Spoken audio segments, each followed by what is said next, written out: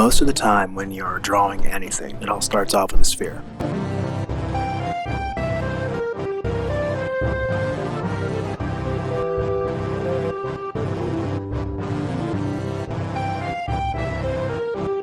You can kind of tell the expression from the way that you draw that brow ridge. With men, it's a lot more defined, so having sharper angles in it generally is one of the ways where you can show that exaggeration.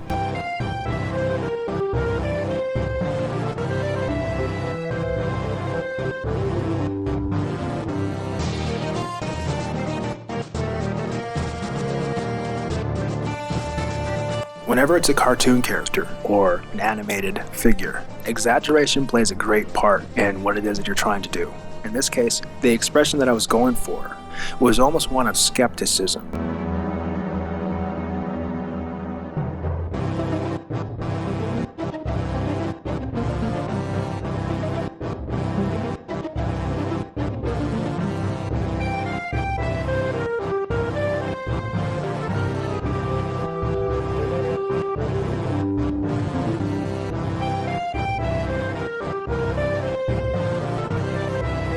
When you really get down to studying ears, they all have a general shape.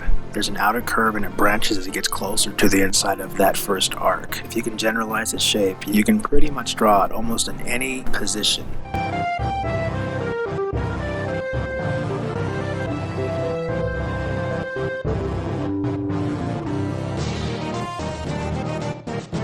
When it gets to this point right here, you definitely want to have something that's going to stop you from smudging the areas that you've been to. Depending on the quality or the type of eraser that you're using, you may want to use something like a gum eraser or something that does not abrade the paper as much. So, we get the hair, and the hair in itself is just a general shape.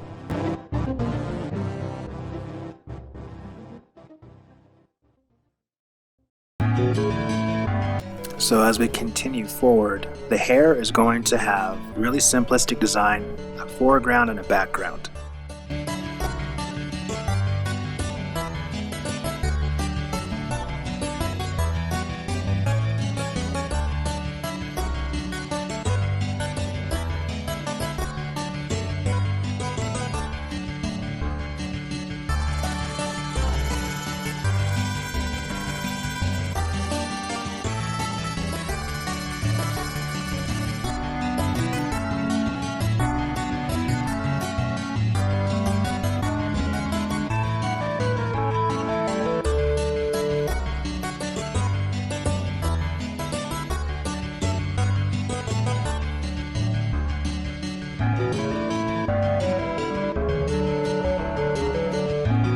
I always like thickening the lines on the outside of the figure. It really helps delineate and gives the figure weight.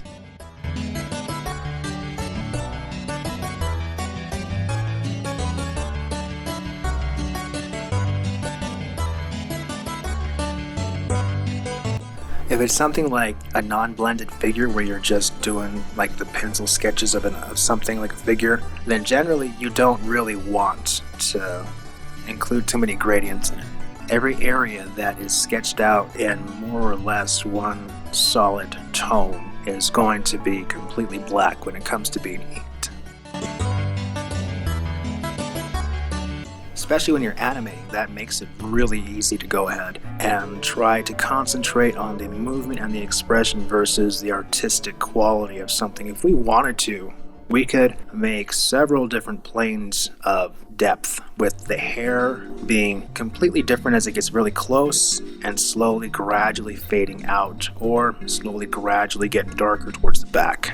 But in this case, it's a quick sketch. We're not really sitting here thinking about what types of cross hatching or hatching that we want to do in the back. We just want to fill it up as quickly as possible.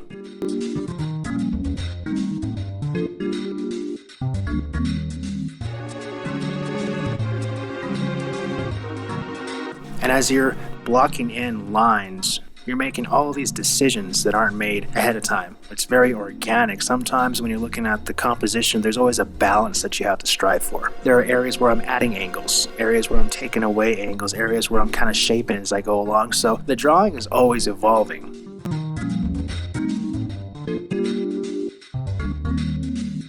Cross-hatching and hatching is really useful when it comes to comic book work, graphic design, that sort of genre of art, because it allows you to establish tones very, very quickly. And when it comes to a production of a graphic novel or story, speed and efficiency is everything. Otherwise, you're going to be slaving over the same drawing all day.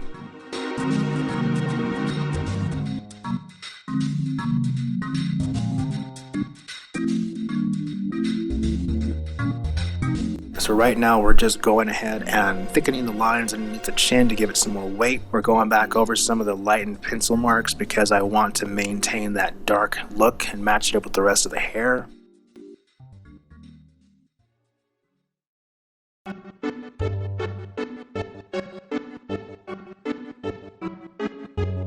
Sometimes when you first sketch something out, it doesn't look the way that you want it to. And now that we're actually talking about like the fold in the eye, if you have a hand mirror and you screw your expression up the same exact way, you'll end up noticing that there's a fold in your eye. And where the eyebrow that's coming down, that fold disappears a little bit and it kind of overlaps and hangs over the eyelid. And on the other side, where his muscles are pulling the other side of his eyebrow up, you see a clear delineation of his eyelid.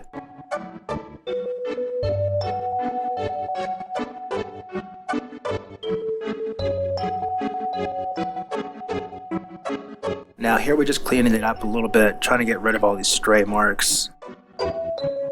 Another thing to keep in mind too is when you're drawing something like this, the more line work you add, the older the character begins to look. It's like less is more in some areas. You're talking about the fall of light and how it plays on a character or an object that you're drawing. You really are given a ton of artistic license in order to sort of establish where you want to concentrate most of the tones and gradients and where you want to just leave it alone. If you take a look at most comic books, if you notice, there are some areas where they go to town on tones and gradients and they have tons of cross-hatching and tons of line work, and there are other areas where they don't touch the figure at all.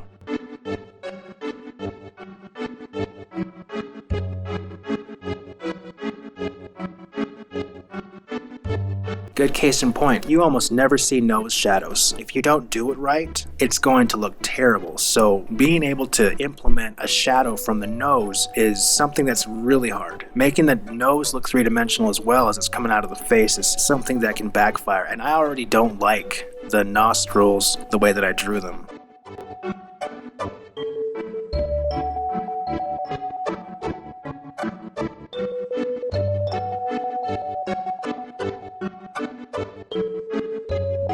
With the hair, anytime we're talking about this type of hair where it's like that anime style and it's kind of, spiky, has big chunks in it, you want to just make striations. Maybe in the general flow of the way the hair is coming back, just to establish movement and form, but you're not really paying too much attention to it too much. And that's it right there, really.